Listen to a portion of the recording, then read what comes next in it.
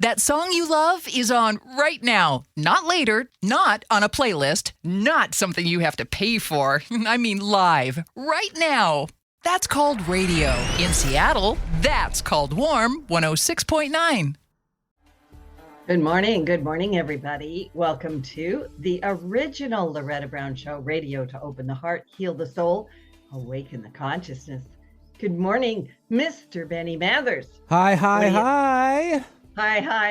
What do you got to say? Well, I don't have to say much, but these guys right here, world champions. Oh, my God, I feel so amazing. Yeah. I'll bring in their little Hawkster action. Oh, I'm still recovering too, Loretta. I think the whole city is. Did you, yesterday, what they think there was like 1 million people or something? They said up to, it was like 750,000 to about 1 million. Extra 12 fans in Seattle for the morning commute, basically, is what was going on. I had to, unfortunately, hang back. Not a big deal. You know, other people got to take care of the stations and do their officiating, so to speak, for traffic and weather and stuff like that, too. Saw all the stuff online. Everyone looked like they're having a gas of a time, so to speak. And, congratulations, man. World champs. Yeah, world champ. Go Hawks, and thank you. And that was great. Yeah, I had some friends that went down, and they said it was like, wow. Yeah, some of our engineers and AV people had to go down and represent the morning shows down there, along with ours too. And it was just a madness and just so much glorified time. I mean, you just got to soak it all in. Oh man, great energy. We needed it. Yeah, we did. It was and the weather. The sun came out. Hello. It was warmer than the last time we celebrated the World Championship, which was in 2013-14, when the Seahawks won their first Super Bowl. This is obviously their fourth trip, which is nice. But it was cooler that day. I think it was in the 20s in the shade. But this year it was a little warmer. So it worked out for everyone. Yeah. So anyway, congratulations to the Hawks. And I sent Reiki, and I always have people go, it was the Reiki, Loretta. And I go, no, it was the Hawks. It was all you. You should be getting more clients as we speak. Yeah, as we speak. Yeah, exactly. Anyway, I hope people have fun with that and celebrated it. I even had people that say, I'm not really into sports, but that was really great. And we just need that. I'll jump back on it really fast. My brother-in-law, who is not a big sports fan, has kind of been understanding now what my fiance and I go through this last 2 years with the Mariners doing really well, the Seattle Mariners and the Seahawks. He goes, do you guys do this every week? I'm like, oh yeah, but this has been nuts the last year because of the Seattle Mariners almost making it to the World Series. And definitely playoffs, and of course the world champions Seattle Seahawks. But he's like, I don't know how you guys do it. He's like, I'm stressed out. He has some our guest can explain a little further on what's going on. But he's suffering from that too. And I'm like, from that A word. Exactly. Now you get it. Now you understand. Yeah. I'm just saying. Sneak attack. Not announcing yet. I'm Sneak just attack. saying maybe. Everything always sets us up for the next thing. I love how that works. By the way, Valentine's Day is coming up. I'm just reminding people it's on Saturday. Tomorrow's Friday the 13th, the luckiest day ever, and then we got Valentine's Day. So in case you need to do something for that, of course, every day is loving on each other day. But I love Valentine's Day. Love, exciting and new. Come aboard. That was perfect. I forgot what I'm doing now. My bad. Yeah. Anyway, I'm the owner of Reiki Oasis. We've been up here in the Seattle area for, 30 years. And I offer Reiki, energy healing, spiritual counseling, sound healing, sacred gatherings. Yeah. And there's always something great going on. You can check it out at ReikiOasis.com. My monthly class for women called Temple of the Divine Feminine is meeting this month on, let me look here, February 21st, which is next Friday. We're going to be working with the deep Magdalene frequencies of truth, love, and inner discernment. We have a great time. You can come in person. You can join us via Zoom. And my next gong bath, my next gong bath is going to be What type Saturday. of bath was it? gong bath. Thank you so much. I know the gong bath. I do crystal bowl sound baths also. The gong, though, is just something else. Again, I love it so much. And Benny, you're the best. Thank you. You need to follow me around. Just add, music and I'll get super strong if I got to carry that thing. Yeah. It is heavy. Yeah. Yep. Maybe there's like a little mini version.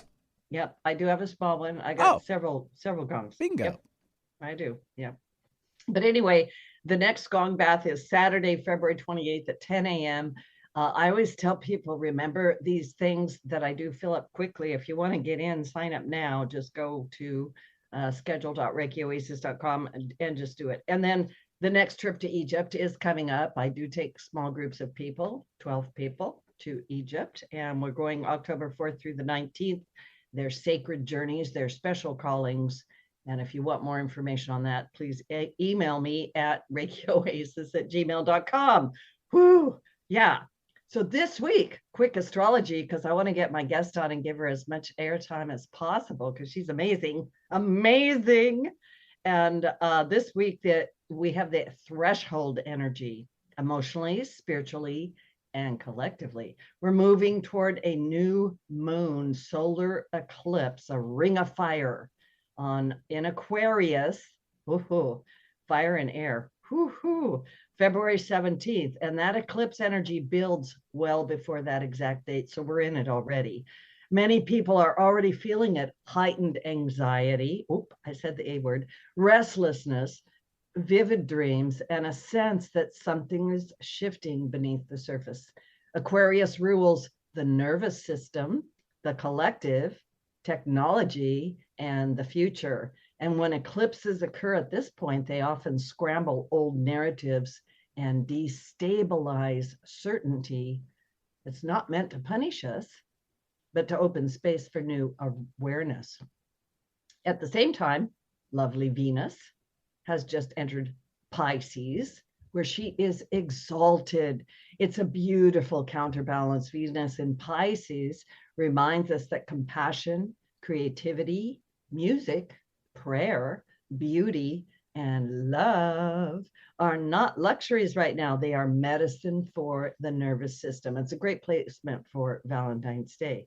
The moon moves into Capricorn today, Thursday, grounding us and asking practical questions.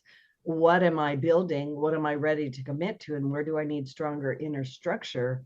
And then we got a big shift coming up on Friday, February 13th. Saturn enters the fiery sign of Aries. And this is marking the beginning of a new chapter that will last until 2028, 2 years. Saturn in Aries asks us to take responsibility for our lives, our energy, and our choices. It's about learning to lead ourselves with maturity and courage without waiting for permission. And with Mercury in Pisces, clarity doesn't come from overthinking. It comes from listening to our body, listening to our heart, listening to our subtle inner signals. So it's not a week to force decisions. It's a week to slow down, to simplify, to declutter, to notice what calms you versus what agitates you. And if you're feeling anxious or unsettled, first of all, you want to stick around for my guest. It doesn't mean something's wrong. It might mean you're sensitive to a changing field and well, stick around. Maybe it means something else too. And then I would be remiss if I didn't remind you that also on that same day as that solar ring of fire, that eclipse, we have the Chinese New Year. And guess what? The snake, the year of the snake has finally shed its skin. It's right down to the last couple of days of wiggling out of that thing. And then we've got the year of the fire horse stepping in with the Chinese New Year. This is a very distinct energetic signature, very different. The fire horse is bold, fast moving, and fiercely independent. It doesn't tolerate falsehoods, and it tends to expose what has been hidden, sometimes abruptly. We're seeing that in the world around us all over the place. So it can feel intense if you've got a sensitive nervous system, especially during this time. You might be jingling off the charts this year. And the key right now this year, especially even with the fire horse, isn't speed, because that horse is going to start racing. It's going to burn everything behind it. But it's about staying centered, heart-led, discerning. And I keep telling all my clients, if you can just remember who you are, no matter what's going on around you, come back to self. And so on that, I can't imagine a more beautiful day for my lovely guest, Elizabeth April. I think she's enormously wonderful. I think she's awesome. I'm excited to have her on my show. Elizabeth April, also known as EA. I love that. It's got ETE, EA. I love it. Elizabeth is a consciousness teacher, an author, a truth seeker who is redefining the conversation around anxiety, not as a flaw or a diagnosis, but as an energetic signal from the soul. Her new book, her amazing book, you should get it right now, is called Your Anxiety is Giving Me Anxiety. Perfect title. A survival guide for thriving in a high stress world. Elizabeth offers a fresh, compassionate framework for understanding anxiety as part of awakening sensitivity and nervous system overload in a rapidly changing world. Elizabeth has been featured across major media platforms. She's appeared on the NBC's Peacock series Unidentified. She speaks at conferences across North America. She's built a global following of people seeking deeper understanding beyond the mainstream narrative. And what I really appreciate about Elizabeth, number one, is her genuine soul beauty, but she bridges intuition and practicality. She doesn't sensationalize fear, but she doesn't deny depth also. Welcome to the show, Elizabeth. It's great to have you. Thank you so much, Loretta. That was a beautiful intro, and I'm very excited to be here and just sort of open the door and see where we go and what your audience really needs to hear at this time, because you're right, this is a really big time in astrology, and it's a really big time in the world, and they're unraveling. And I think people kind of need a little bit of validation at this time. I'm going to jump right in there. We'll kind of come back a little bit and maybe have you tell more about yourself and how you got into all this. But because you brought it up, I don't think there's been a more anxious time on our planet. Like, I work with people and every day, all day long, people are coming in and they're just, I feel like I'm just talking people off a ledge. Yeah. So I don't know where you want to jump into there. I feel like you have so much that you need to share really with the audience. What brought about the writing of this book? And by the way, I love your book, and I really mean it to everybody. I know I need to be quiet so you can talk, but I'm so excited you're here. You have this book is laid out so well. You start out kind of like explaining and you go deeper, and in the back you've got this 21-day, anti-anxiety thing. And I know we're going to get to all of it, but I just want everyone to see the cover and just go order it right now. You can do that on your phone or your computer, but just get it right now. And then let's go back to what I asked. What brought about writing this book? Yeah, so I mean, I've suffered from anxiety my whole life. So even as a kid, I would have anxious moments or panic attacks or feelings of overwhelm and restlessness. And, back in the 90s, the word anxiety, especially related to children, was never really thrown around. I mean, what does a child have to be anxious about? We're not paying bills. We're not, having to hold down a job or, hold an intellectual conversation. But what I realized actually just recently was that anxiety is more of an intuitive messenger than sort of a problem with our nervous system. But no one's been taught how to listen to that messenger. So we've been distracting ourselves from it. We've been running away from it. We've been popping that pill to try and get over it, or even just breathing through it, which is fine. There are many different methods to sort of navigating anxiety. And I think all of them are relevant in a certain time and a place in your life. I'm not one person to say this is right or this is wrong. But for me, what I found is that all of the solutions to anxiety simply focused on the symptoms of anxiety, and even like Western versus Eastern, both practices, both doctrines looked at these symptoms. And for me, I have a really deep background in past life regression. And I know from my background that in order to heal a trauma from a past life or from this lifetime, you have to go back to the initiating source of that trauma. You have to go back to the beginning of it. And so for me, my kind of question is, well, first of all, what exactly is anxiety? And then secondly, where is it coming from? And I truly believe that if we can really pinpoint what it is and then pinpoint the source of it and go back to that source, we can then heal it at its source so that we can sustainably heal anxiety and not just breathe through the symptoms and feel better momentarily, only for it to arise again the next day, which is the cycle and the looping that I felt that I was in. So I really do, I match sort of the psychological, but also the biological and the neurological space and lens with the spiritual, with the metaphysical. And I merge those two together to understand it at its core and then to sort of navigate it from its source. I love how you said that. And I also love, I totally agree with you. I think we need to pull in all of those aspects.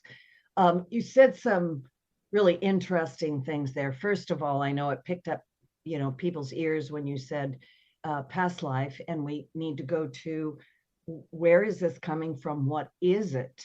Mm-hmm. And I totally agree with you. Yeah, because we do. We treat the symptoms. We give people a pill. We even sometimes listening to, binaural beats or whatever it is people are doing doesn't actually go as deep as you're actually going in your book. So talk to us a little bit more about that in any way that you want. Mm-hmm. Yeah, absolutely.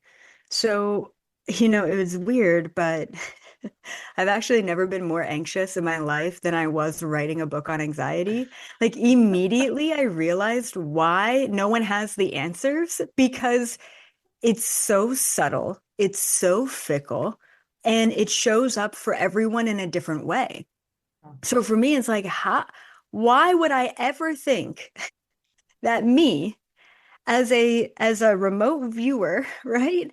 Not as a mental health practitioner, not with any background in this, just with my own pure experience and then objective observation of it. Why would I think that I could handle this? This is a lot, and I get why it's so hard to pinpoint. And so for me, it's like, how can I write a book that's going to target and help everyone with this very diverse, very complex, very subtle mechanism that we have built within our system? So, I mean, it's funny because the way that I described it to my publisher, right, was, I bring people up in the book on a cloud, right? Let's talk about, what it is and where it comes from and the biological mechanisms and hunter-gatherer days and, all of the things. And then I blow their mind. And then I bring them back on a cloud of trust and forgiveness and universal truth and, releasing control. um, and after I described it that way, they're like, okay, that makes a lot more sense, because they were slightly concerned this was going to be a little too much for mainstream. And funny enough, I don't go into spirit guides or aliens or other dimensions or anything that I'm typically talk about. Right. So where I ended up finding the root cause of anxiety is so fascinating. I was just surprised myself by it, but it really came down to time, right? So speak of past life regressions. So I noticed that there are three very distinctly different types of anxiety. And the source of them comes from very different places. So I noticed that there is something called past anxiety, there is something called present anxiety, and there is something called future anxiety. And like I said, they're so different. They all come with slightly different sort of symptoms, but once again, hard to pinpoint because the symptoms show up in everyone differently. Past anxiety is more so through unresolved traumas. That's just kind of putting it lightly. If you don't resolve the emotion and the trauma that you've endured, then it's going to come up again. It's going to sit in your body, your physical body, your energy body. And that's just going to create an underlying restlessness every single day that isn't intense enough for you to deal with, but it's always there making you feel uncomfortable, right? Yeah. And then present moment anxiety is kind of twofold. One, I find, is environmental. And we're talking about all of your environment. We're talking about your messy closet. We're talking about the dishes in the sink. We're also talking about the files on your desktop computer or the photos you've never gone through on your phone. And then we're talking about the news. We're talking about external stimulation as well. So physical stimulation, non-physical stimulation, the state of your environment as a whole. And then that's like one half of it is just being overstimulated from your present moment reality. And then the other half of present moment anxiety is the energetic interactions that, once again, no one's ever taught us how to navigate, that are now getting more apparent than ever before. So back in the day, it was like, yeah, I'm a psychic or I'm a Reiki practitioner and I feel things. And it's like, okay, cool, you're weird. Like that's on you, right? Nowadays, okay, we have attorneys, we have bus drivers, we have, cashiers, we have everyone and their mother all feeling things. So the example I use in the book is you don't just go to the grocery store anymore and go home. And I mean, all of those physical interactions and exchanges are enough, right? The traffic that you may drive through, the exchange of money that you may or may not have, and all of those things are one aspect. But now you're interfacing and exchanging energy with every person in the grocery store and the cashier, and you come home and you're feeling anxious and you didn't feel anxious before, and that's because you've picked that up from someone. And one of the reasons why we are much more sensitive energetically now than ever before, I truly believe is because of these solar flares that we're getting hit with. Like at just like a baseline scientific level, right? A solar flare hitting the planet is increasing the electromagnetic frequency on the planet. We are physical and electromagnetic beings. So our energy is increasing. Yeah, we're in the middle of a great awakening, however you want to kind of chalk that up. And it's making us more energetically sensitive, which in turn is making us a lot more anxious. So then how do we navigate that? All the present moment anxieties. And then, of course, the future anxiety is you're up at 3 a.m. and you're thinking about all of the worst case what if scenarios. Your mind is just playing out a whole movie of life, death, and everything in between. And it's crazy because none of those things ever actually happen. And yet our minds are trying to pinpoint where the problem lies in order to solve the problem. So how do we navigate that? And what does that truly mean for, an infinite realm of timelines and possibilities, and how cool it is to explore? And what were to happen if, instead of worrying about the worst case scenarios, we start focusing on the best case scenarios, and anchoring that into our reality? So for each of those chapters, past, present, and future, I sort of talk about the people that this affects, how it affects, and then the solutions, because there's very different solutions for each, the past, the present, and the future. But it is quite intensive, and I highly recommend just reading the book. But I'm very confident in saying that the techniques, the way that it's described, the things that I cover in the book has just never been presented before, which is pretty impressive considering the tens of thousands of books on anxiety. Yeah. Because once again, like, I never wanted to write a book on anxiety. That is not my thing. I never thought in a million years I would do that. Not to mention all of the amazing experts out there that have already tried to tackle it. But I'm here to speak to all the people who have never seemed to find a resolve in the current rhetoric that's out there, because that was me. So anyway, yeah. Yeah, that is absolutely the best answer. And you're coming from your own self, which I think is it. I've thought about a lot about anxiety through the years. I've lived with anxiety, right, forever. And part of that is being being born very sensitive and sort of, ahead of the group. Like I said, I'm, of a different age group than you. And realizing as time has gone by that one of the things I'm observing is the I call it the thinning of the veil, but it's an awakening of consciousness in some fashion. Like, I do get kind of worn out with the overuse of all these words, but I'm observing, like, if I was to say we're truly in the age of Aquarius, we're in the age of air, we're in the age of new thought, new way of being. We have to do it differently. The old structures have actually fallen. We're just catching up to it. But the other thing is people are becoming more telepathic. They're becoming more sensitive. They're becoming more empathic. A lot of people come to me all the time and they go, Loretta, I don't know what's going on. I've just got all these feelings and these emotions. And then we discovered they don't belong to them. Or I'm waking up and there's, aliens by my bed, or dead people talking to me, or the cat talk to me, or the trees talk to me. What's going on? And the contrast between, I'm going to say, light and dark, or the contrast between what my soul can tolerate and what I'm observing in the outside world, is so great that I don't know if I can make it. Yep. That's it. Yeah. So your book, and I just want to say this. That's why I said, I think at the beginning, or maybe I said before the year, your book is so timely. It's absolutely spot on. Thank you for putting it out there now. Yes. Yeah. I mean, once again, I would have been hyped about any sort of quantum mechanics, interdimensional, past life book. I've got 50 books just lined up. I never, ever expected that this would be the next one. And yet it is so timely. And if I can help someone, actually, I did my first stop at my book tour, I think like 2 or 3 weeks ago in Los Angeles.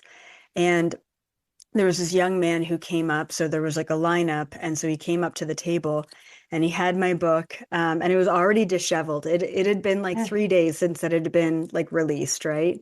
And he said, I got this book 2 days ago. I'm halfway through, and I have to let you know that I wouldn't have been able to be standing here right now if it wasn't for your book. He says, I suffer from so much social anxiety. I can barely leave the house. My entire body would be shaking. And he was standing there, cool, calm, collected, talking to me. And for me, that was it. Like that, it just brought me to tears. Like that's what I needed to hear, because when you do write something, or even for me, it's like I do a video and it's like I don't expect anyone to understand anything I'm saying. And it's the same with the book. It's like, am I just in my own thoughts with this? Is anyone else going to get it? Or am I in my own world? And that to me was the validation that I needed of, this book is going to help so many people, especially those empaths who feel like, they just haven't been heard, and that there aren't any real solutions. And I find that this book, it's a lot less about anxiety itself, and it's a lot more about reprogramming your neural pathways. I have so many techniques in there that help us with the foundations of creating conscious choices, being okay with being uncomfortable, and stepping into your reality as if you're now in the driver's seat rather than the passenger seat. So the concepts in the book go far beyond just anxiety, but I find that, I'm here on the planet to help people elevate their consciousness. And that's a beautiful thing. But when you can't pay your bills or have clean drinking water, or you can't get out of your own mind, you can't elevate. So one of the things that I did just last year was I started a foundation. It's called the Elizabeth April Foundation.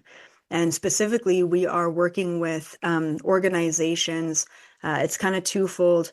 One is human trafficking organizations, and then the other is Indigenous reservations, making sure that, those on reservations have clean drinking water and shelter and food, and those coming out of trafficked situations have support and clean drinking water and food. So it's like, I really feel like my purpose isn't just about, it's 5D and it's love and it's light. It's like, let's bring the people of society who are so incredibly powerful, who are here to do incredible things, who have such a mission, but have been so stuck either by the system at large at a physical level, or by the system at large at a psychological level, stuck in our own minds, or stuck in the physical reality. So it's like, part of me feels like I've been backtracking into the 3D a little bit to bring people up with me. It's like, I don't think it's fair to only speak to those who are already in 5D and they're living in,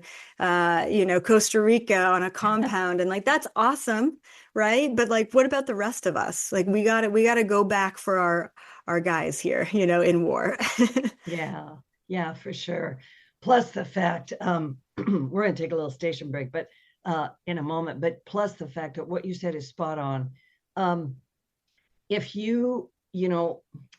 sometimes people come to me and they want to jump to the lofty, like Loretta, show me how to do this meditation, or let's do this, whatever. But if we cannot wade through our feelings and our emotions, if we cannot deal with this, we cannot expand into the upper consciousness or allow ourselves to be who we're truly meant to be, because everything you just said was absolutely like, yes, yes, yes. We all are here and we all have to help each other. And if we can reach back into 3D and say, hey, here's my hand, come this way, then it's a lot, because each person that comes through then has their own gifts, their own beauty that they're going to share. And I agree with you. It's not airy fairy, butterflies and flying unicorns. It can be, but we've got some building to do. We've got some work to do together, and everybody needs to bring their gifts and abilities to the table. We want your cookies. Share them. Don't keep them back there in the closet. Anyway, we're going to take a little station break. And I know Elizabeth April has a lot more to share. She's probably going to talk more about, I'm going to ask her, like, how do we tell the difference between anxiety and intuition? How do we navigate that when we get back? And then maybe she's got some ideas for some little techniques, and we'll dive a little deeper. So don't go away. To Loretta Brown with Elizabeth April. Her book is Your Anxiety is Giving Me Anxiety. Buy it during the break and come back. Did you know that Reiki healing can be done at a distance? It's true. So let Reiki Oasis focus powerful energy to help relieve your stress, grief, sadness, anger, and so much more. Convenient, personalized treatments at a distance can increase lightness of being. During your appointment, find a quiet place to lie down or sit to receive healing energies. If you want help with your dis-ease, visit ReikiOasis.com. Harness life's energy. Visit ReikiOasis.com today. Real talent is defined by what people can do, not where they learn to do it. So by stopping at the education section of a resume, you might throw away the perfect hire. Skills First Hiring helps you see talent others miss, like more than 70 million stars, skilled through alternative routes. Let their story unfold and gain a competitive advantage, because hiring managers who start with skills are 60% more likely to find a successful hire. Hire skills first. Learn why at tearthepaperceiling.org. Brought to you by Opportunity at Work and the Ad Council. Alternative Talk 1150. We're on your radio at 1150 a.m. We're on your HD radio at 98.9 Channel 3. So many ways to listen. We're on the web at 1150kknw.com, streaming live audio and video, as well as MP3 archives of many of our shows. So many ways to listen. And now, we're on your smartphone or tablet. Download our free app in the Apple App Store or Google Play and take Alternative Talk 1150 anywhere you go. So many ways to listen. Be sure to support the sponsors of your favorite shows on Alternative Talk 1150. Thank you, Betty. You're the best. Welcome back to the original Loretta Brown Show with my amazing guest, Elizabeth April. We're talking about her book, Your Anxiety is Giving Me Anxiety. Reminder that these shows are archived. You can download them for free at the KKNW 1150 AM archives for the original Loretta Brown Show. And of course, we're everywhere. We're on YouTube, iTunes, Spotify, Podcast One, Megaphone X, Audible, Pandora. I don't know. Go find it, right? And Elizabeth, you are going to be in an event in LA. You want to tell us about that event and how people get tickets or where they come or what you're talking about? Yeah, absolutely. So it's called the Conscious Life Expo. It is the biggest health and wellness expo in North America. I am so honored to be invited there every year. And I will be hosting my very own panel this year. So I'm very excited about that. And then I'll also be doing a workshop and a huge book signing. So I've got like think 4 or 5 hours booked off for book signing.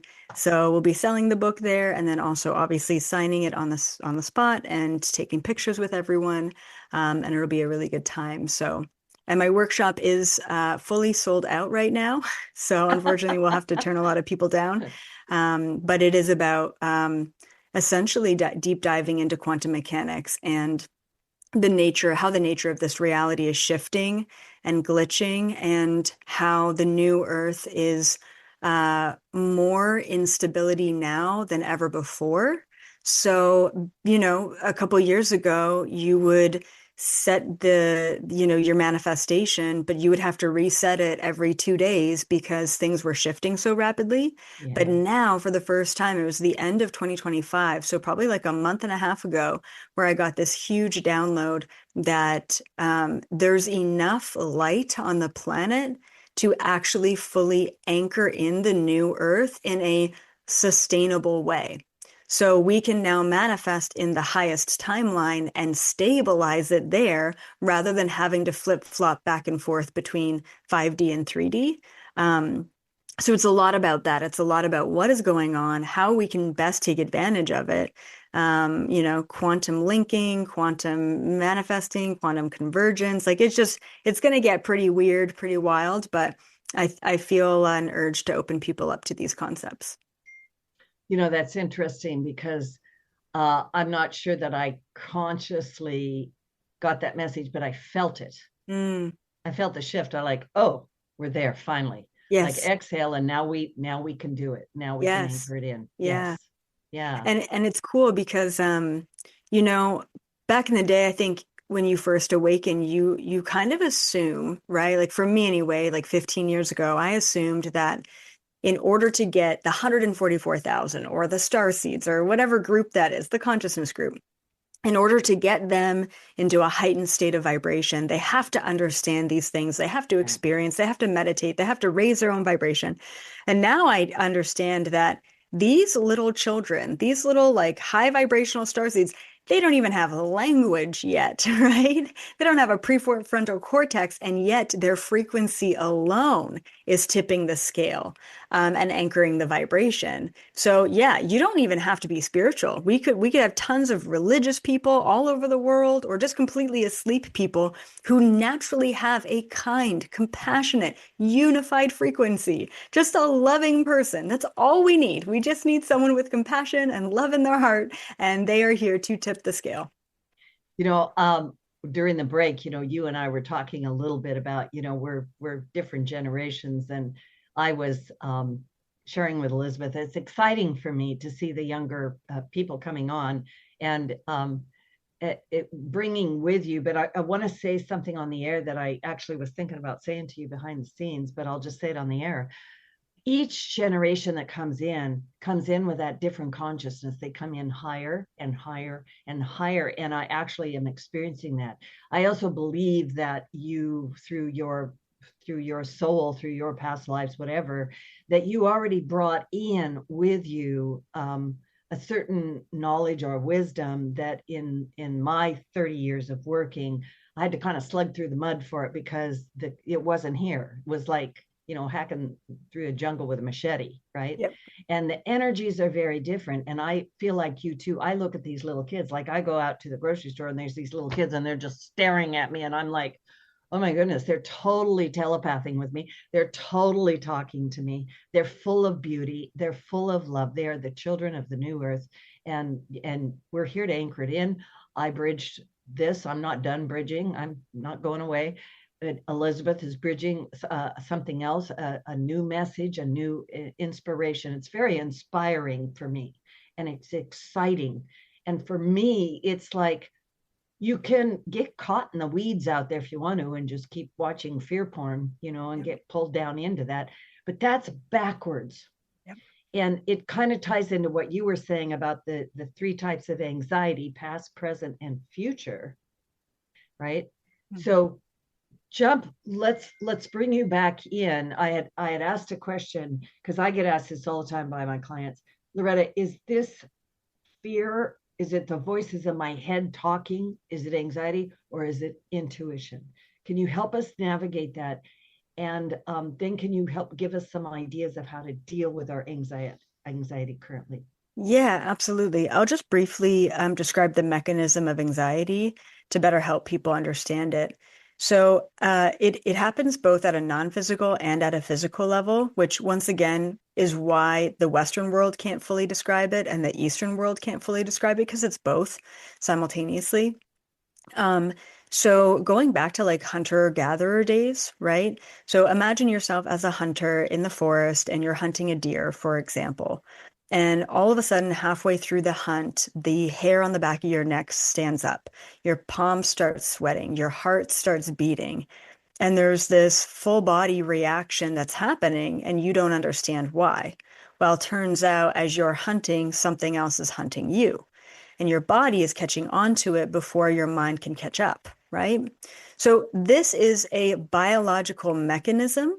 It's a warning sign. This is why we immediately react to anxiety as a negative thing. The other way that I describe it in the book is a spidey sense. For those of you who love Spider-Man, right, and all the Marvel movies, it's like right before, Spider-Man's about to get an attack or someone's about to bust through the wall, he gets that alert, that message, that ping, that awareness of, oh, something's about to happen. I'm going to move and respond before this bad thing happens. Now, the problem is, right, so this is a biological mechanism, okay? The problem is that now we have the energy that we picked up on from the store, or we have the trauma from the past, or we have the fears about the future that are all sort of alerting our body to something is wrong. I can't pinpoint what's wrong. So I'm going to now be in a heightened state of awareness perpetually, all the time. And that heightened state of awareness is going to feel like life or death.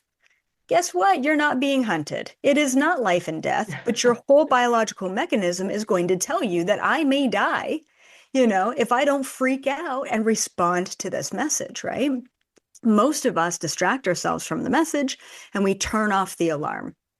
And then another alarm goes off the next week or the next day, and so on and so forth. And then we're at a point where we have a full-blown panic attack because we have 35 alarms that we've never actually turned off because we've never actually listened to them and dealt with them. We've just distracted and run away or popped that pill or breathed through it or whatever, right? It's not dealing with the initial source and the initial issue. So we have to realize that anxiety is a biological mechanism that our cognition and our mind tries to respond to try and find where the problem is. Our minds are problem solvers. If you can't pinpoint where the problem is, anything and everything is the source of the problem. Anything and everything is the thing that's hunting you for life or death, right? So the solution here to these mechanisms is one, reframe it so that it's not an enemy, so that it's not even a bad thing. Reframe it so that it's an objective messenger. That's what anxiety is. Do I believe that there's a difference between, say, anxiety and intuition? No, not really. It's all a part of that gut feeling, right? I wouldn't want to call it intuition because that can really confuse people, right? It's all semantics, and it's really hard being an author, finding the right words for the things, right? But it's an alert system, and we need to neutralize our fear response to the alert system is what it comes down to. Okay. And then there's so many practices and mechanisms I put in the book, a lot of small ones, but there's one really big one. And it's my renew method, which is very unique. And it's something that has helped me through anxiety and pretty much every other aspect of my life. And it is very spiritual, but I think it's a bit psychological as well. Essentially what it is for step one is it's recognize. Recognize that you're in anxiety. Recognize that there's an alarm going off. Recognize that your body is telling you something is off, something is wrong, something is different, something has changed, right? So just recognize the state that you're in the moment. The second step, which is the most important step other than recognize, which is super important, is neutralize, okay? How do you neutralize an energy? How do you neutralize a fear? How do you neutralize a negative response system? You observe it objectively, okay? And then the third step is utilize. Now that you've recognized, you've neutralized, now you're in a space of conscious awareness. So what do you want to manifest? What do you want to focus on? Maybe it's just like a quick moment of gratitude, right?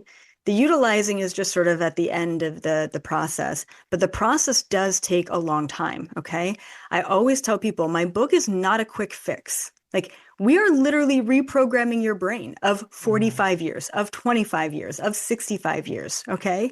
So it's like, you can't just breathe through it and be done with it. If you truly want sustainable change, you have to move through this method over and over and over again. So the main point is to recognize what's the biggest fear, right? That's in your system, that's being held in your body. And then to go through that fear and just observe it. Observe the reaction in your body and your mind. Observe the sweaty palms. Observe the racing heart. Observe the worst case scenario. And then go through it again and observe it again. And you may need to observe it and go through your biggest fear. Maybe it's drowning in the ocean, right? For example, or getting stuck on a plane or whatever it may be. Move through that observation 50 times, but eventually there will no longer be an emotional reaction associated to that fear. Same thing with politics. If you find yourself getting caught up in politics or maybe angry that your sports team lost or something, observe the anger, observe the emotion, observe the fear, observe it long enough over and over again until the emotional reaction and attachment is no longer there. That is when you become neutral. That's when you move into 0-point frequency, and that's when you can truly master your reality, is through awareness of everything, good, bad, and in between, without reaction, right? So this book is truly about mind mastery, not just about anxiety mastery, but anxiety is a great gateway to master the mind. I love that so much because it's absolutely right. So many people avoid it. Like, oh, I'm anxious. Well, let me change. Let me just not avoid it. Let me just keep going. I don't want to think about it. I don't want to feel it. That's for sure. Like, we don't want to feel it. So let's just pretend we're feeling something else. Let's bypass. And, you know, you're absolutely right. If you don't just look at it, if you don't allow yourself to feel it, and I appreciate what you said with the racing heart and the sweaty palms, because that is what's going to happen. You're going to feel it. But, you know, if you don't look it straight in the eye, I mean, once you do that, it starts to lose its power. Bingo. Right? Yep. And also, I sometimes, because I run into this a lot, where people think that somehow the world is going to become this lovely place where I never am upset. Right. What do you think, Elizabeth? Is that possible? No. Here's what I tell people, right? Challenge is not going away. We can shift into 5D all we want, right? But challenge is still there. Paying our bills is still there, right? Feeding your family is still there. Dark days are still going to come, right? You've got days where the sun is shining. You've got days where it's cloudy. And same thing with anxiety. Like, my book is not about getting rid of anxiety forever. My book is about how to utilize anxiety as a messenger, right? Actually utilize anxiety as a superpower. And so what does change, though, in a higher state of awareness is we can appreciate the challenge. We can appreciate the darkness just as much as we can appreciate the light, which once again, creates full mastery over our reality. In your book, I have a couple of little tabs. So I wanted to ask you this question because it's such a good point. If people have the book on page 133, you write, at its core, anxiety thrives in the absence of trust. When we don't trust ourselves, we second guess every decision. When we don't trust others, we micromanage and overanalyze interactions. Can you talk a moment about that? Because that stuck out for me. Absolutely. That's the coming down on the cloud part of the book. And I talk about free will. I talk about destiny. I talk about how blueprints or soul contracts work.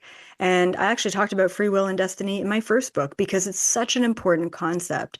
I think in so many ways, we either feel completely helpless and powerless in our life, like we are victims of circumstance of our reality, or we try and take our power back by micromanaging every single aspect and then losing the plot altogether and knowing that, hey, the universe really does have your back, but it's not the universe, it's you. It's always been you, right? So it's like to realize that your spirit guides aren't here to take you away from challenge. If anything, sometimes your spirit guides lead you into that car accident. It's like, wow, my day was going so perfectly. I saw 11:11 on the clock. And then, this person just like gave me a free coffee. And then all of a sudden I got into this car accident. And it's like, I really thought that like my day was aligned. And guess what? It was aligned because that car accident was aligned, right? So it's like, to understand the way that our soul contracts work and the way that destiny works and the way that free will works, I'm trying to let people know that you are in control of not just the really big things in your life, but also the small things.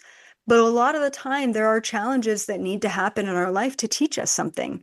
And if we can confront being uncomfortable and we can be okay with the challenges, then we can trust a lot more in our day-to-day lives.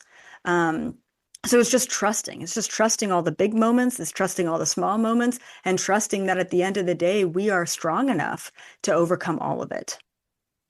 You said earlier something about, this is about mastering the mind, I think is what you said.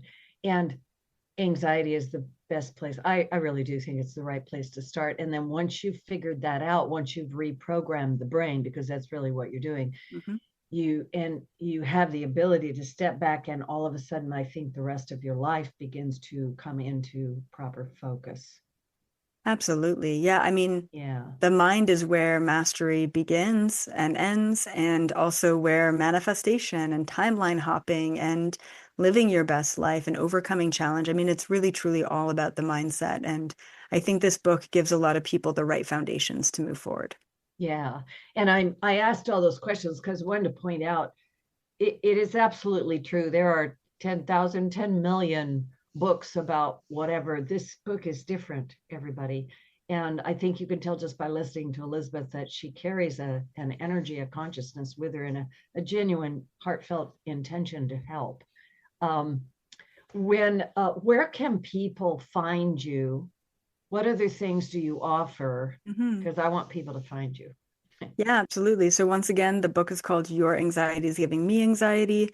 If you want a really good overview on spiritual awakening and soul mission and extraterrestrials and the hybrid program, you can check out my first book, which is called You're Not Dying, You're Just Waking Up. And then, I've got videos. So it's just Elizabeth April across all social media platforms, or ElizabethApril.com. And then you can go to anxietytour.com if you want to come see me in Los Angeles, Las Vegas, or New York. What is giving you the most hope right now? Simultaneously, the collapse of the system is giving me so much hope. Remember, it's not getting worse. We're just purging out how it's always been.